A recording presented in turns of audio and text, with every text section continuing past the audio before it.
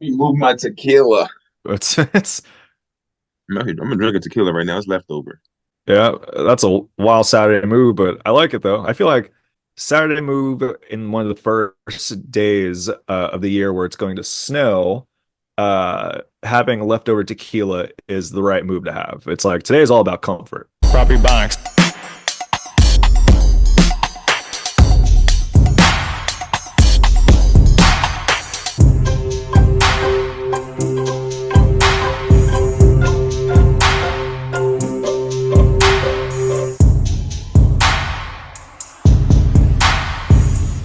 Welcome, Property Bonics, and Happy New Year, 2024. We're in the building.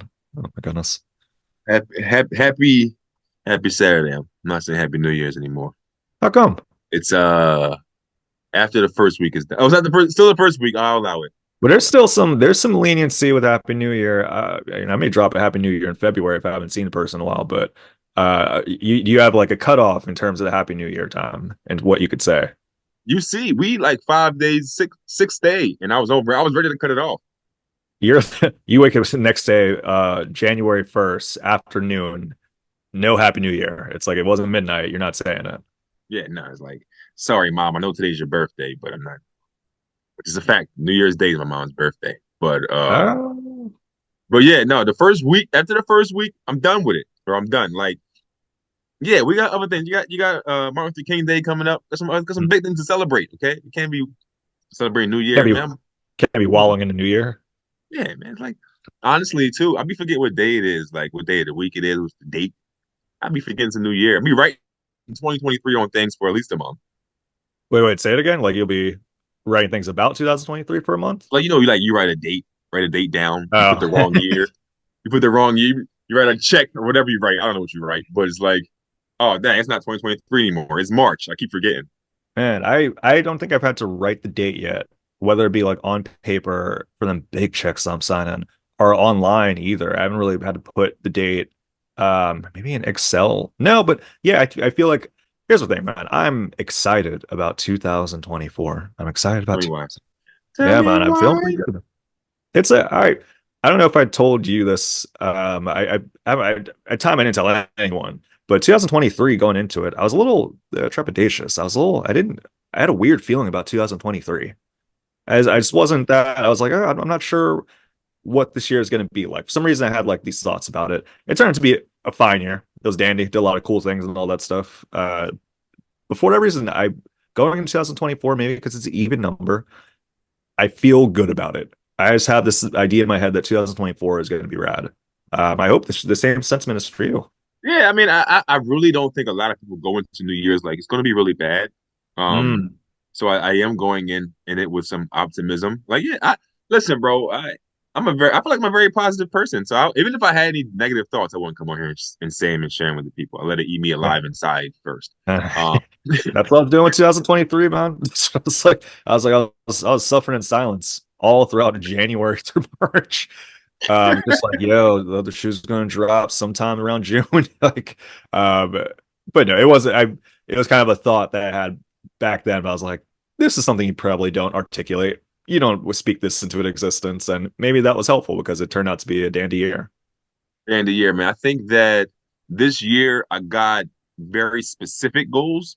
So it's like Mm. I'm not like I really didn't think about any resolutions. Like I really didn't think about like, oh, I want to change this. I didn't do any of that because I don't think I was living too bad anyway. I'm doing what I want to pretty much do, but it was very goal oriented. Like I wrote down very specific goals this year, and I want to like you know cross them off the list and watch myself hit those goals. So that's how I went. That's how I went into this new year. Yeah, I get that of kind of like having goals versus like this one set resolution Yeah, sort of thing. Have you ever done anything like that in terms of like it's 2015, I'm gonna have a resolution, not wear fitteds anymore? Like, did you have anything like that? yeah. That was for me. That was probably 2007. No more Yeah. fitted. Uh, but I think that every year I do a resolution. Every year, everybody wants to do better. Honestly, it's kind of weird if you don't want to better yourself. You know what I Mm. mean? So it's like, yes, I want to think. Some years I'll do. I know one year I did like vegan for a month, Oh. just to see if I could do it, and I did it. I don't want to do it, but I did it. working out exercises, writing joke exercises. So every year I'm doing things, but also I feel like as you get older, you've been doing resolutions every. So if you are sticking to them, you should be being good. You should be knocking things off the list. So like if you're working out was one of your resolutions, if you've been working out, that's not on your list no more. So maybe you ain't got too many resolutions the older you get. I don't Yeah, yeah, if you stick with it, sort of thing, and make it a habit. Yeah, I kind of took the same route this year. Nothing really spoke to me like, oh, this is something that I would like for the year. While there are things like that, it's just nothing really like spoke out like I got to do this for 2024. Um, I feel like a lot of times I'll get inspired around this time, like, oh man, come up with something new, but it doesn't hit me until like February. And I'm know. like, oh, all right, well, maybe I could start this goal now, sort of thing like that. And that was kind of like what happened with the previous writing challenge that I did, where it was like a page per day. That wasn't like a New Year's thing. That was like it hit me like January 27th. Like, oh, I feel like it would be helpful to write more. And then that's when it hit in February, and then that extended from a monthly challenge to a yearly one. So in any way that it resonates with the people, it doesn't have to align with the timeline. It's just when you get inspired, try it out. Yeah, some people get inspired to write. Some people get inspired to steal jokes. I mean, it's just Yeah, that's a some people fun get. resolution right there. That's a fun resolution. I know we're about to lead into sort of thing like that. But I think that is just a wild concept of like, oh yeah, for the new year, I would love to get better at comedy, or at least get more opportunities in comedy. What a better way to do that than to start taking jokes. Some people do have that mindset. And so we're getting some accusations of big names having that mindset. Some big names that have been in it for a while and allegedly don't have specials on Netflix or Tubi. So we're Alan, have you watched the Katt Williams interview? Yo, you know what's crazy? I was watching it because somebody had posted about it on Facebook, like while it was live, like while Yeah, it was happening. So I had got on early, and I was watching it before anybody like started posting about how crazy it was. yeah. So I'm watching it like, is anybody else watching this? it's it's Yo, Dude, so it's interesting that like how this one is hitting because I feel like Cat Williams has done plenty of interviews like this where like he's called people out, these same people, um and it just hasn't really hit in that way, but perhaps because we haven't seen Cat Williams in a while, it's on a show where other comics have been on there and have talked about Cat Williams, so we have that element to it. And it's Shannon Sharp, right? mhm. Shannon Sharp, good interviewer. No. Terrible interview. Really? I thought like Oh God, Shannon Sharp is great. I don't like his interviews. Like, yo, if Katt Williams wasn't on there, I wouldn't have. I only watched him if somebody I really like.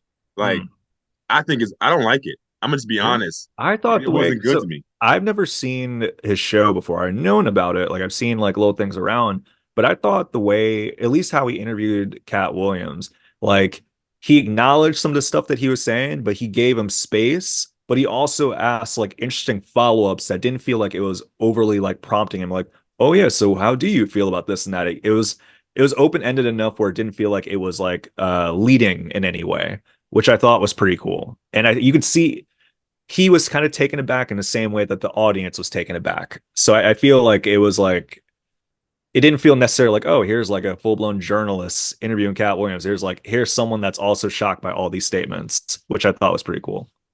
The space you feel Shannon Sharp gave Katt Williams wasn't space. That was not having anything to say. It wasn't like he was like, "Oh, I'm gonna give you space. Go ahead, talk." He was at a loss for words. Like, wow, let's have a drink." Like, what are you There's about? definitely some times in there where I was like, that makes sense. Yeah, he was saying some wild things about people that Shannon Sharp has interviewed and has interacted and continues to interact with. So I thought it was a very real response. Nah, bro. But regardless of the interview style, for those of you who haven't seen it, Cat Williams, he's on a Shannon Sharp show. And I think it's called the Shea Room, I believe. Unfortunately, it's called Club Shay Shay. That's a Well, you could choose to say that part if you want to. But it's and he's on there and it's a 2 hour and a half interview. And Cat Williams airs a lot of grievances, along with sharing some well, borderline could be mythical aspects of his life and traits, notably reading up to 3,000 books per year. That was one of my big takeaways. I was like, that's a wild account right there. Do you Well, think I think it's any a little, truth to it? little exaggeration. I mean, unless he was reading, unless he was reading like those. I mean, Cat in the Hat books. It was like 6 pages in rhymes. I don't know. It's, Ain't well, he reading no did that. novel. Well, that reminds me of like of one of the many things that he said, and a lot of people are taking it as like, oh man, these are major exaggerations. But I don't know. There's some things that seem like could be true. He noted that Disney had sent him a cease and desist letter for going by Cat in the Hat. I can Uh, see that. yeah, that could be a possible thing. Um, He he was on BET as Cat in the Hat, so it's like, yeah, I can see that. uh, he's actually so Cat Williams actually did an interview with Mark Maron on WTF with Mark Maron back in like the summertime. And it was a pretty revealing interview. It was a little bit, it was less kind of talking about other people, although he threw shots at Faison Love. And he kind of just gave a little about his background regarding like moving out of his house, being a 13, going into Florida.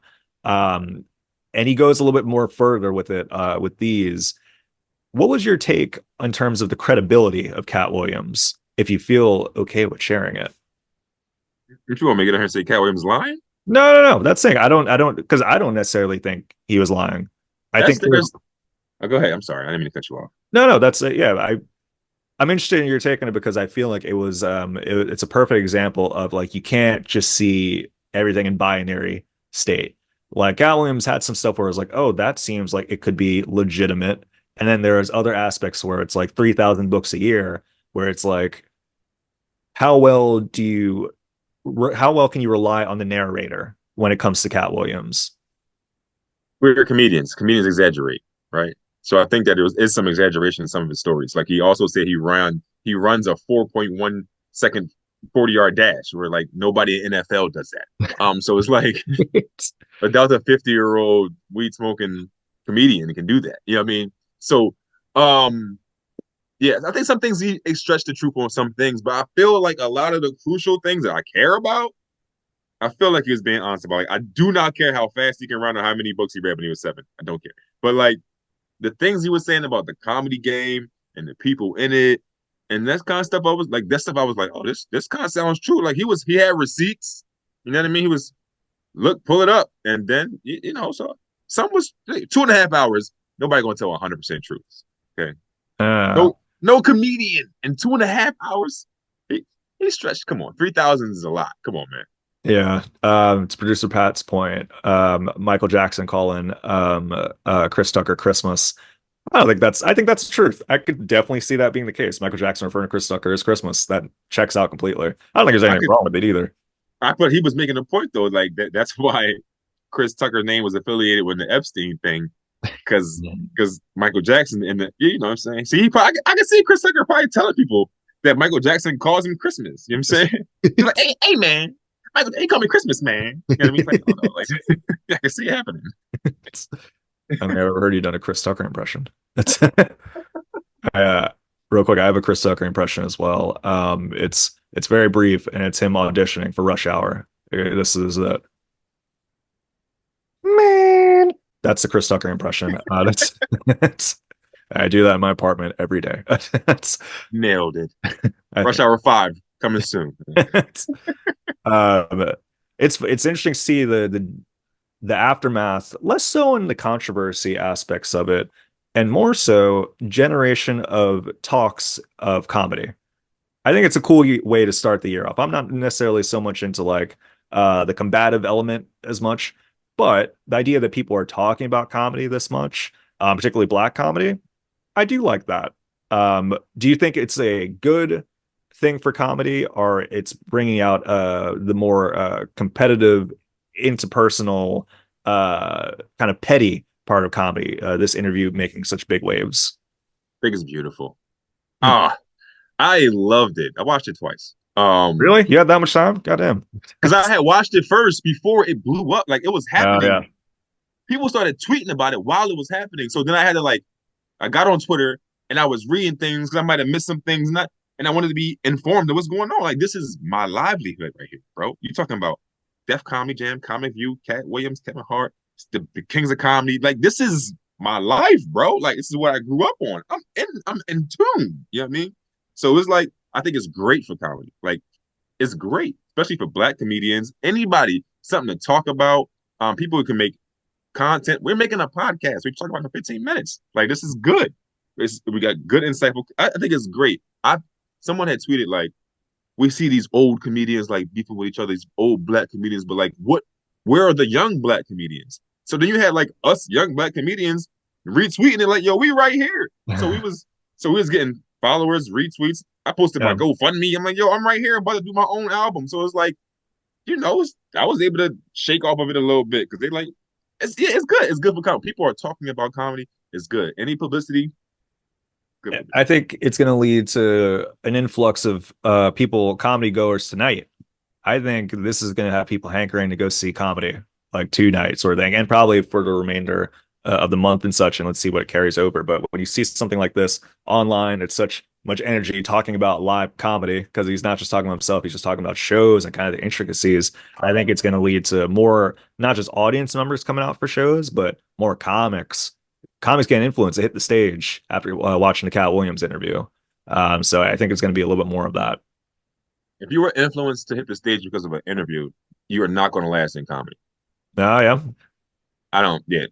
What? No, I mean, I'm more like I want to write more. I want to be better. But like, I was how much? Like you Ah, should. it's not. That's not a thing for me. Hmm. Nothing can make me do comedy more because I always do as much as I can already. Right. Yeah. I'm I think sorry. it's like, yeah, I think you could like always like be in the frame of like wanting to do comedy sort of thing and already be doing it. I think it will also influence people like to not necessarily like get on stage per se, but like I think just be in the arena and make you want to be in the arena a bit more. For some, Comedians, comedians, if you listen to this, you should already want to be in the arena. If you don't have that want to be in the arena, be around comedy, do comedy all the time. I hate to break it to you, but it might not work out. For just don't stand up. There's other things you can do in comedy, but like stand up is different. Like you really got to be like in this. You really just can't like hop in, hop out. Like it's not gonna work. But I do think that I did a show last night. It was popping. I didn't even lie. I didn't even mention. No one mentioned Katt Williams at all. Like I forgot them. Like I would have. I think I would have. I just forgot. And like, yeah, like when you're not on your phone scrolling, you just in the mix. Yeah, I wasn't even thinking about it. Nobody mentioned it, but it was a lit show. I don't know if Katt was anything to do with it, but popping. yeah. Well, if it gets audience members out there for whatever reason, then that's a solid thing and such. We'll see. We'll see what sort of developments. I see that the video is past 20 million already. Yeah, it's like it's hitting like Habib and Conor McGregor numbers right now. So that's I think it's pretty cool. It's I think Katt Williams, one of the true things he said a lot of true things, but like any sort of thing that Katt Williams is on, people tend to listen, sort of thing. Whether it's like he's performing live or like he's on a project, that's one truth. Like if Katt Williams is attached to it, like it's very notable sort of thing. So I think it's going to be a continuation of that. I'm interested to see what Katt Williams' next move is. We're already seeing like people making videos. Cedric made a video regarding the I think it was Brahmanicious. No, he wasn't even. That that one hurt me, bro. I The ain't gonna even lie to Brahmanicious you. or the spaceship one. The bomber initious. People listen to it like what? Say I got a joke, and the name and title is Bombinicious, whatever. Um, when I seen that one, that hurt me. Like the spaceship, John. I was like, okay, he took that and he flipped. The Bombinicious one hurt because I love that joke. And then Really? when I seen the original joke, I was like, oh man, like that hurt. Designing women. Yeah. That hurt, bro. Yeah, man. Yeah, that one was a rough one because it was like that's a whole story. Like the likeliness that that happened to Cedric the Entertainer as well. Like that's a whole and that much coincidence. Like Brahmanicious and my initials. Like that's almost too much coincidence. But I think it's also when you're at that level of Cedric, when you have other writers at that point, likely. I don't know Cedric's process, but a lot of times people they get big and they hire other writers. It's not a bad thing. A lot of times those writers are the ones that may grab other things, sometimes unconsciously or subconsciously rather. I still think it's a very like it's pretty clear. Like that's a direct That one. take from that one, which not great. So what I've seen was that that may be a stock joke. Like whereas it's just been going around for years, and maybe not even that show was the first person to do that joke. But I mean, Could be. that show where they got the where Cedric got the joke from could have been the first place. I don't know, but yeah, that hurt me, bro. Like that hurt me. I take joke stealing and writing. I take joke writing very seriously. Like Yeah. as an artist, I just feel like writing your own material. That's you. You were the artist. Artist, you just a performer. You know what I mean? So it's like Hmm. I don't know, bro. It's That one. that yeah. I don't know. Do you I I don't know. Part of me when I hear this, I'm like, oh, well, because I respect such an entertainer. Like he's not like necessarily in my top 10, but like I have the utmost respect for him, sort of thing. Like just always just seeing him around, always been like consistent. Same for a lot of the guys that he called out. Like Steve Harvey's not necessarily my go-to guy. No disrespect to Steve Harvey, but like consistent over the years, sort of thing like that. Uh, do they take a hit in any way? When if it's recognized, like okay, they're clearly they may be taking some jokes. Like, do you think joke thievery can impact someone that's considered a legend in comedy? For me, it does. Yeah. Where's Carlos Mencia at? Yeah. He was one of them guys that coming up, and the whole joke thief thing took him out the game. Yeah. He was on the come up though versus like legend status. Like Carlos Mencia was like after his show, he was starting to get more and more movies. Uh I feel and then like it was very much like if Carlos Mencia when he got hit with the joke thief stuff, he was in the same position where like Kevin Hart was with Soul Plane, or maybe a little bit after that. Yeah, he was after that. Yeah, because he had the own show and all that stuff. But the thing is that he was on the come up. He wasn't like this established kings of comedy sort of guy. Whereas like Cedric, I can't speak so much for like Ricky Smiley. I truthfully I don't know a lot about Ricky Smiley. But Cedric's one of those guys where it's like, oh yeah, you're there already. Does that impact in any way? I don't Who's your think it favorite, does. who's your favorite comedian of all time? I go back and forth, but ultimately I'm gonna go Chappelle, Who's your other one? Chappelle. Who's you go back for? Todd Barry. Okay, Chappelle and Todd Berry. I'm gonna say Todd Berry because I like this example better. So if Todd Berry was found to like taking your best joke, like your best joke, Well, and he closed on his special with it, your shit, and you know he's seen you do it and all that, how would you feel? if Todd Barry went up there was doing like a Jamaican man accent, that would be crazy. But uh, how would I feel? Yeah, I would definitely feel impacted, sort of thing. I'd be like, oh my gosh, that's why I know that you saw that sort of Yeah, thing. So yeah, I think on a personal level, yes, most definitely, I would be affected by it. In the grand scheme of how people perceive Todd Barry, so say that situation and I like call it out. I have the video side by side comparison. Todd Barry's doing the thing with glasses and all that stuff. It's clear that Kirk did this first. Would it have an impact? Yeah, ultimately, yeah, I could see that actually. Yeah, I think there's a little more nuance when it comes to someone like Todd Barry, but yeah, I could see that being a turnoff for some people, particularly comedy fans. I think Cedric is at the point where he has fans beyond comedy fans. Like they're just like, this is just someone we enjoy watching, where they're not going to really be digging in the weeds. So I think he'll be okay. But I do think it will have a bit of an impact within his circle. if you having this is deep for me. Well, Having writers, you say like maybe Cedric had a writer and his writer made a scene on the show and subconsciously, whatever, right? Having writers to me as an artist takes away from me. It takes away from me. People even talk about how like Eddie had people writing maybe on his stuff. That takes away from me. Like really? if he had help with those, it takes away from me as an artist. That's why when Drake came out as having a ghostwriter, you cannot be top three. You're not an artist, you're a performer. It's a difference. Yeah. I'll say I have a little bit more leniency on it. Like, all right, say like there's been like Kevin Hart doesn't necessarily have people writing his jokes, but he has like supporters. Like, so say something like that of like you're a writer, like you maybe don't write necessarily for my stand up, but you'll write things for different projects I do just because you know my voice. if you're that big and you have so many different avenues, I think it's okay to have a writing staff. Uh, I don't. I could see how that could impact in terms of like if they're writing your stand up. Personally, I think if you're at that level and it's just a matter of like, oh, okay, I have writers that punch things up versus like writing the bits, I think that's okay. But I could appreciate your point too, though, of like distinction of performer versus artist. If I get too big and I can't write my own stand up, I don't want to be that big. I don't want to be. I don't want. That's the thing. So it's all about what you want in this, and I'm figuring out more and more when it comes to comedy. Is like, what do you want? Do you want to be a superstar movie star, or do you want to be Katt Williams? Do you want to just tour arenas, do your thing, get a movie role, pop out, get an Emmy here and there? Like, what do you want? Do you want to be Kevin Hart? Do you want to be Steve Harvey? Like, what do you want? So for me, if I got to a point where I couldn't no longer write my own stand up, I'm don't want that. Oh, hold on. That I can't take that movie. Sorry. Hmm. They talking about I need to get the stand up. Netflix giving me 20 million for this stand up special. I can't do that 40 million movie. Sorry. Like I care about this more. This is what feeds me. This what feeds me like my soul when No, I'm I in know it. what You know you what I mean. mean? Yeah. So it's like if so that's the thing. So when you say to me like, well, Cedric and Kevin, they're so big, they have help. That that don't mean nothing to me. That just mean that they not really this stand up person like I am. That's all that means. Like, Hmm.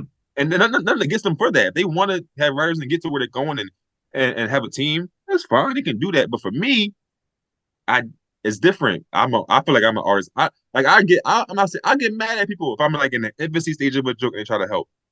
Hmm. I don't want that help. That's just me. I'm egotistical. I'm driven by myself. So I do comedy. Like No. I'm a part. I like myself. Like, I want to hear what I think. Yeah, you I know. could definitely. So all right. So how? Okay. So you put the special on YouTube next year, Hmm. hour-long special. Kirk Griffiths, right? Well, If me, you, and Pat all sat down and punched up all your jokes, how would you feel about it? Would you be all right? that not no. So like that, I think that's a little bit like if I'm like if I had never had an hour before and my first hour, I'm getting like I'm co-writing it with someone. That's a different project. For me, I don't necessarily see it as like necessarily my stand-up sort of thing. It's not the route that like I would want to take. Um, I don't.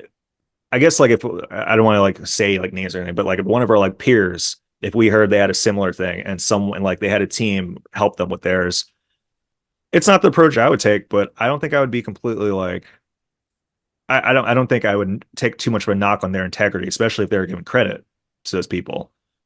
It's not I about integrity. I'm not saying and take a knock on their integrity, but as an artist, I can't give you the full. I can't give you all your flowers like I could if you really did that by yourself. That's just all. You know. hmm. I don't Yeah, I know. I guess mean, yeah, I guess I just see it as like I don't know, you almost like from like a sketch and improv perspective as well too of like if you're going up there and you're saying like you're portraying this like all right, this is me writing this, no one else. I think that's a fabrication and I think that's a knock. But if it's like, oh yeah, it's known that I have a team. It's already established. I have a team sort of thing like that and they help punch things up, especially if you're at a certain level and you give credit. I don't think it's the worst thing. It's not the route that I take. I don't have like writers or anything like that. It'd be wild if I had writers. But like, how great would that be if I revealed? Yeah, for the last 4 years, I've had. But I don't see it as the worst offense. But this is different. The thing we're talking about with Cedric Entertainer is a little bit beyond that because it's not just having support; it's having alleged support that is lifting from other people's material. Um, we saw another special come out this week. And funny enough, I don't think you and I we've spoken about it, and it reminds me of someone that I don't think has writers. I don't when you talk about what you're talking about. I don't. I think this person is cut from that elk as well. Dave Chappelle dropped a mhm. special, and first off, did you watch it? Yes. I figured. I'm surprised we haven't talked about it yet. I feel like I watched like on New Year's Day. Yeah, I watched it like an hour before the ball dropped. Yeah. What was the name of it? Am I thinking of his last special? Or is it the closer? The Dreamer. The Dreamer. That yeah, that's right, because it goes with the theme of it. That's right. I liked it. I so two specials actually came out. We won't compound them too much, but Chappelle and Ricky Gervais, they dropped specials in the last month.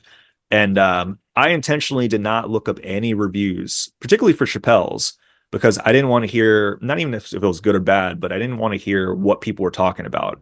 I didn't want it to be like, oh, and he said this and that, or this is a group that he's tackling, all that stuff. I wanted to go with it with a clean mind. I like to think I'm unbiased in general, but just not affected in any way. So going into it completely, and yeah, I before looking up any reviews, I like sat with it and processed it. Like, man, how do I feel about this? And I gotta say, I enjoyed it.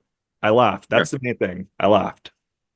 I laughed. I laughed as well. I did laugh. It was. I feel like he did this one different, like the structure of it.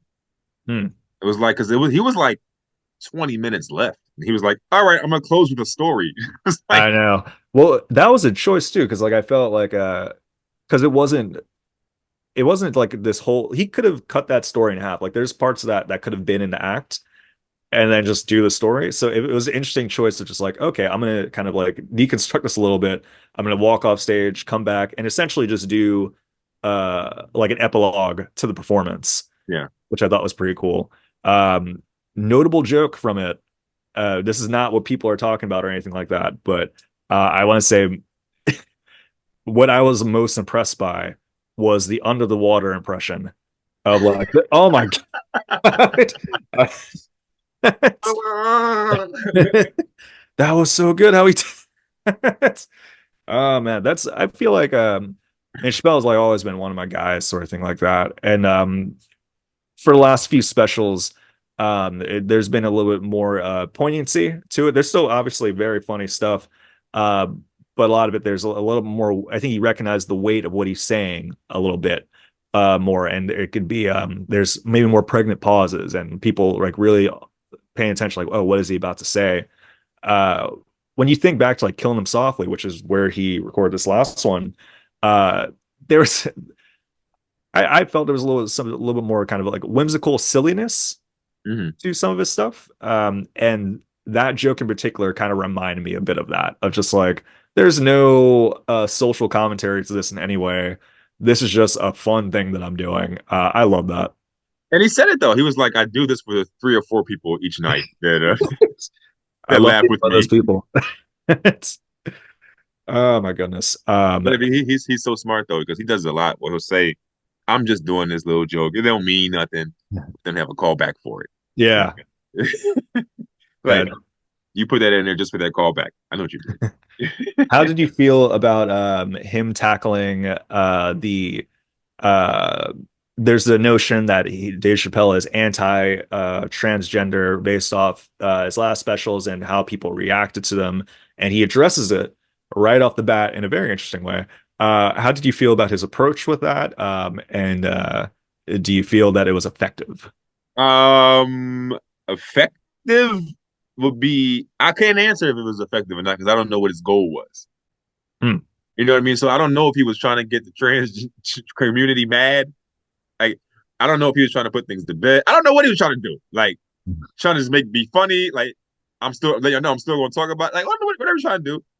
I mean, it was funny. You know, it just honestly, I wish he would do a special and not even mention the word trans. But because I want them to just look at a special laugh and because they be saying things like he's not funny and like Dave Chappelle is funny. That's not something you can take away Yeah. from him. You Yeah. can't take it. You can call him whatever you want to call him. You can't call him unfunny, At right? this point, I think it's one of those things where you could objectively call Dave Chappelle funny. Right. Like, okay, I don't like him as a person, but he's funny. Yeah, You could I say feel that. it. We're fans though. We grew But up yeah, with him. we're fans, right? So, but knowing what I think I know about Chappelle, I don't think he'll ever do that now because then they'll win, right? So that was my big thing with the last few specials, and the last couple ones. Maybe the closer was the actual one, where it felt like he was almost making a point to be like, okay, I could still have the right to say this. And there are jokes around it, sort of thing, but it felt like it was driven by his right to be able to express his comedic voice in however way he wanted to do it. Versus this special, I felt, and Sticks and Stones, it felt like, oh yeah, these are jokes and they happen to have these topics around it. Like the topics aren't driving it. It's just these just happen to be around it, but it's driven by jokes. And I don't know if I'm in the realm to even dare say something like that about Dave Chappelle. But that's how I felt about those last few specials in comparison to this one. Yeah, I feel like now he's might not be as serious, Yeah. but like I said, I don't think he's just going. He can't. He won't let him. He won't let anyone win. Like it's like being on stage and somebody's heckling you. You Yeah. have to continue to destroy them. Like you have to win. Like He yeah, stepped it down. He did step it down a little bit though. Like he even acknowledged, and that was a part of it. Like, hey, I'm not going to talk about the community. I'm just going to mention maybe four or five. Like, oh my gosh, that Andy Kaufman joke. Just the misdirection with that. Like, that's the thing, man. Like, whenever Chappelle drops something, it's just like sometimes you forget, and it just feels like a masterclass of mhm. just like in terms of like storytelling and just comedic timing and just like the way to open with that, like the Jim Carrey story, Andy Kaufman, and just do that swerve. It's like, wow, like that's Yeah, even not seeing it live, it's still very still very impressive to see. yeah, man. Chappelle's a goat. You know, you can disagree with some of the things he said. When it comes to comedy, when it comes to jokes, he's great, man. Yeah. This is what that's like another thing. Like this is black comedy right now, comedy in general right now. Things is like bubbling right now. Like, things is popping. Like it's a lot of good energy, around comedy in these streets right now, Yeah. man. Did you watch by chance Ricky Gervais' special Armageddon? Oh, of course not. Why the hell would I watch that? Are you anti or not anti Ricky Gervais, but are you not is not on your radar so much? Listen to me, man. I only watch people. I only watch my greats, and I don't watch English specials. I don't like to hear that. I do I would not. say I oh, but who knows, man? I could see you popping up in the UK doing stand up. So be careful, make those connects, man. Like Ricky, I would do it, but like, listen, I'm not sitting down watching it an hour of. I only watch the greats because I watch enough comedy already. I want to get Ricky Gervais is funny, very funny, right? But I'm just not sitting down watching that for an hour. I'm not doing I would. I just kind of popped it on haphazardly. Like I was like eating, and I was like, oh, I pop something on for 15 minutes. I ended up watching the whole thing. Um, I think he would actually enjoy a lot of it. I think he's also a really good writer, and he kind of had the kind of practices a similar thing where it's like, oh, I have the right to say this, and got some of the same critiques that Chappelle got from it. I think he's very clever in how he does it and how he approaches some of those topics. And you'll see, not to like be like shitty towards other comics and all that stuff, but the whole thing with like the Matt Rife thing earlier a few months ago, where he dropped a few jokes where it was like, okay, this is the way you're going about it may feel kind of like cheap intentionally. That's kind of like the angle going for, but a lot of people didn't really feel like it had the comedic backbone behind it. yeah. Whereas Ricky Gervais and Chappelle, particularly I'm speaking on Gervais one because that one I saw it and I was like, oh wow, it's pretty good. It had that credentials behind it. It wasn't fueled by, oh, I'm just trying to upset you. Like there's a point behind it. I think people would enjoy it. I do recommend people check it out. Y'all can check it out. Yeah. It's real quick actually because it's on top of mine. It's 2024 and all that stuff. Let's get some prop suggestions.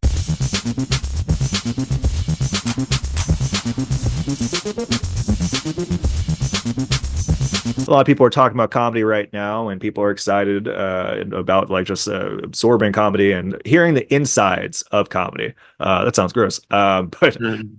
I'm going to recommend well, Talking Funny. Talking Funny. It's a special on HBO that aired, I want to say 2012 maybe. And it's a coffee discussion with Jerry Seinfeld, Chris Rock, Louis C.K., and Ricky Gervais. And it's them just exploring just a different avenue. I recognize, yes. Pat, if you could beep out one of those names. I'm joking, don't actually do that. But Which one? No, I'm just kidding. Go ahead.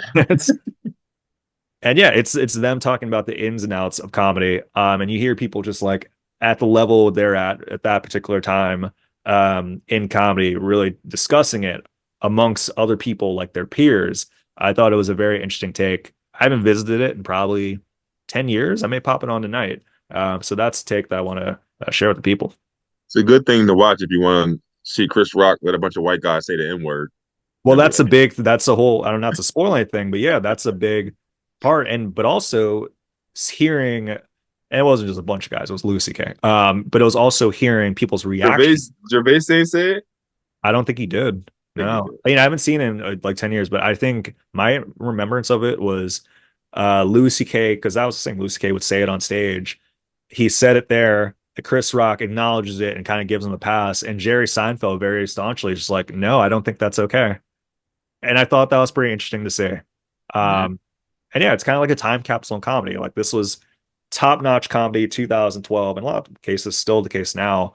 But I think if you're coming off the Katt Williams interview, I think, and if you're still kind of like, oh well, I'm in that field right now, I think this is a good follow-up. Yeah. What I want to say here's something that I'll suggest is the Mark Maron Katt Williams interview Oh as a yeah, suggestion. So the reason I'm going to suggest that is because I want to check it out. I never watched that, so that's homework that I'm going to do. So I think that you said he gave some insight about things and talked about things that he talked about on Shannon Sharp's thing. So I want to go back and I want to see what adds up and stuff like that. So that's and going to be yeah, my suggestion. yeah, and it's interesting because Marin is a different interviewer style than Shannon Sharp. Like Oh, so it's Maron is good. Okay. some may suggest that Marin is excellent. I think it's funny because he goes into it too with a little that's his whole thing. Like he'll have a relationship with the comic or whatever person he's interviewing, and that's very his disposition is very clear, and that could fuel the interview in a lot of ways. Him and Kat, they've never really interacted. So I thought it was just great. They're like, oh, you wouldn't expect Katt Williams to be on WTF. But Yeah. yeah, I want to hear what you think about it after you listen to it. Yeah, I'm gonna listen to it today because I want to see. Listen, man, I love Cat, man. Like, I love it. I see a lot of myself in Cat. I see him just do it by myself, do it by from the muscle. You know what I'm saying? Say what I want. Yeah, I like that guy. Did you? I ain't got no long hair though. it's it's man, people are accusing me having a wig. What the heck? People for I think Honestly, yeah, that's what the heck. it's actually the reason people are saying that because I've literally been going around telling people your hair is fake. Oh man, come on. That's I know you're perpetuating this. This is people forgot that I could grow hair. I forgot that I could grow hair. If you got a Kirk and his man unit, that pick comes with the unit. I know. Just take this off. Your whole beard come off. No, never that. I forgot the impulses of having hair. Like every time since growing back, I always have like this thing. Not always, but I remember when I had an afro as well. It'd be like I'm gonna shave it off. I'd be just looking in the mirror. I'm like I'm gonna shave it off. It's this weird impulse I have whenever I have the afro, and then there's times like oh maybe I'll trim it up, and it's like no I end up re-falling in love with it. So we'll see what where the hair goes. Maybe 2024 the afro will come back. It already is, but we'll see. It's already back. You had mentioned you wanted to talk about the Sean Singleton interview, and Oh yeah. when I seen you type that, I was like, "Yo, who is Sean Singleton?" So Sean Singleton, that's it's that John Singleton's cousin. Rest in peace. So correct. Oh, sorry. Yeah. So correction on this one. Sean Strickland. Sean Strickland. I'll give you some heads up on this, man. And I don't know if it's like made like your made it into your waves and all that stuff because it's been blowing up in the MMA community. Oh, that's why I didn't know anything about it. But it's become so big that I think because I'll explain. Sean Strickland, he is currently the middleweight champion of the UFC. He had an upset victory over Israel Adesanya in September. Shouts producer Pat, we were watching it live at Buffalo Wild Wings after Church of Satire. We were both like, whoa. No one expected him to win. And he's a very controversial guy in terms of like he's also like Kat in some ways. He expresses how he feels, very open. A lot of the things that he's open about can be deemed as troubling, but he's very open and people resonate with him for this. And yes, as producer Pat has suggested, he is openly noted that he was a former racist. As in like when he was younger, he would get in trouble for things like hate speech. And he was not great. He was just very open about the things that he's done. He did an interview on Theo Vaughn's podcast, very popular podcast. Yeah. And the MMA fighters, they have like their shtick where like they talk about people that they want to go up against and all that stuff. And it's kind of like performative. At certain points, he started to go into his life and his childhood. And then at certain points, he started to note just the things he went through in terms of like having to sleep outside of his mother's bedroom because he thought his father was going to kill his mother. Just coming from an abusive household and what that looked like for him. And then while describing this, he had a strong reaction and started to really break down and get emotional. And it's something that you wouldn't expect to see from an interview of an MMA fighter, but Yeah. it wasn't just like got teary eyed. Like it was like a good 10 minutes of feeling just really just raw emotion. Um, It sounds like you said raw motion. raw emotion. Okay. Oh my goodness. Oh my God. That's I'm for sorry. proper. I didn't, that's raw emotions. That's BT uncut over here. So I was curious if it made it into your algorithm in any way. But I just also wanted to share just like one, I don't think there's anything wrong with this. I think especially with MMA, there's people coming out saying like he should hold that stuff in, and like kind of knocking him for it. And admittedly, he's done the same. He has seen people cry on stage after a post-fight interview and talk about their life, and he's labeled them as all these different terms for it. So it's just one of those things where it was a good example of seeing someone that's like was really projecting all those like feelings of like, oh, you're vulnerable, so you're X, Y, and Z, and then them having that space to be vulnerable. Uh, Ultimately, I think it's a good thing. But a lot of people are highlighting the kind of the hypocritical nature of it Yeah, all. for sure. That yeah, you just you can't talk about somebody else and then go out and do it. Because now what that means is you're opening yourself up to be talked about. So Yeah, if people are criticizing you or making fun of you, you had it coming to you. If if you were humble and graceful with those people, they would be like that with you. So the energy you put out is normally what you get back, unfortunately. So it's like, so I'm sorry he had to deal with like what he dealt with growing up, but like you gotta move carefully out here with your energy, bro. And yeah, like don't be do you crying, bro. feel that's what I was about to say? Like, if you feel by him throwing those stuff at other MMA fighters that he should not in this open space have this vulnerability, or do you think Yeah. it makes him more vulnerable? Nah, it's a two thing. Either you don't say anything to anyone when they're doing this, or you can't do this. Yeah. That's it. You can't be out here crying. Like you can't do it. And I don't know. I don't know if I agree with the UFC's like not being happy that they're showing emotion. I think that they're showing what that does is people see that they're real people and they want to watch more now. Like, Yeah.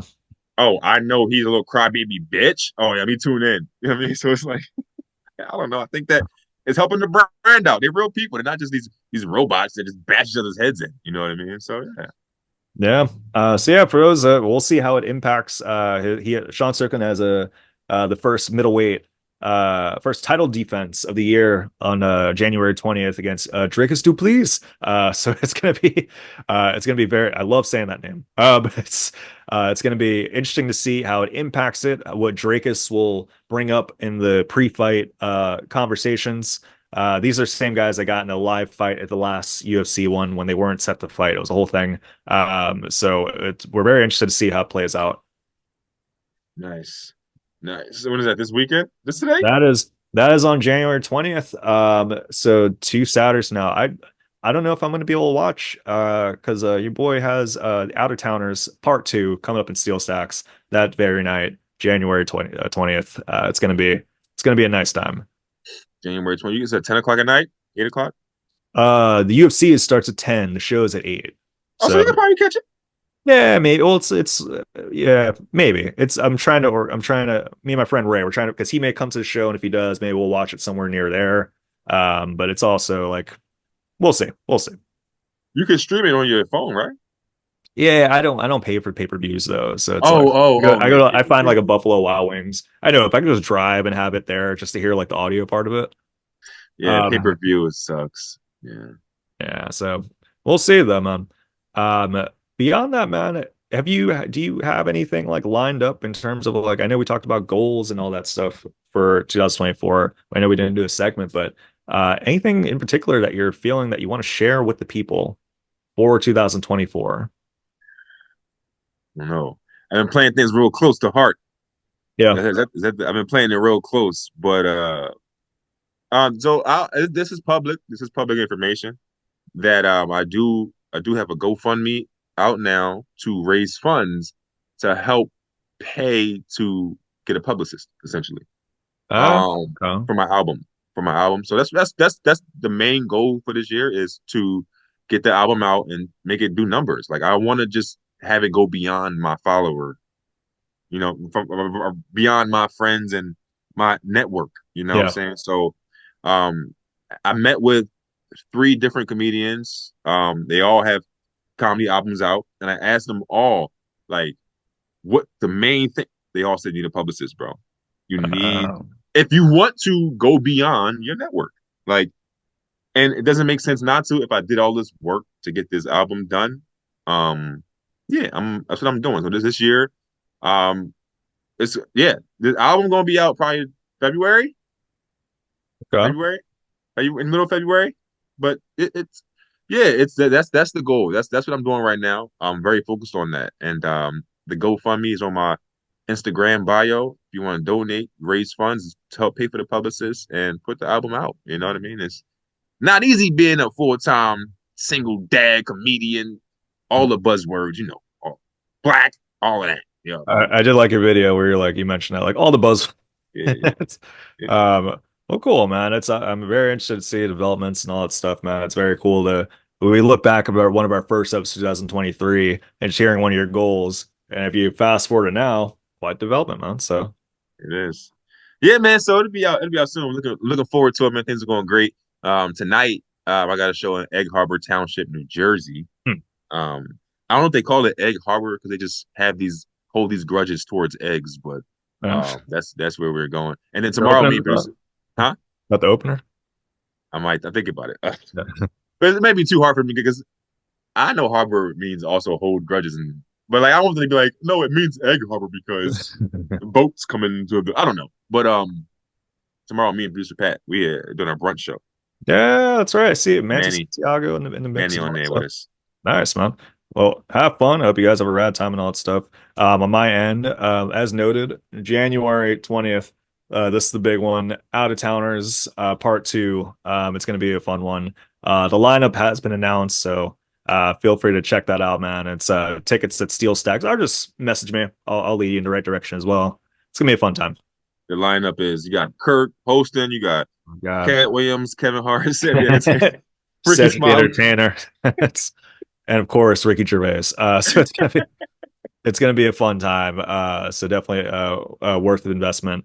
Yeah, man. I'm glad to connect in first time 2024. We're off to a good start. Nice. Yeah, it's lit, man. Thank y'all for tuning in. Please like, share, subscribe, comment, all the good things, man. We Yeah, appreciate it. man. Get your cardio up. Peace.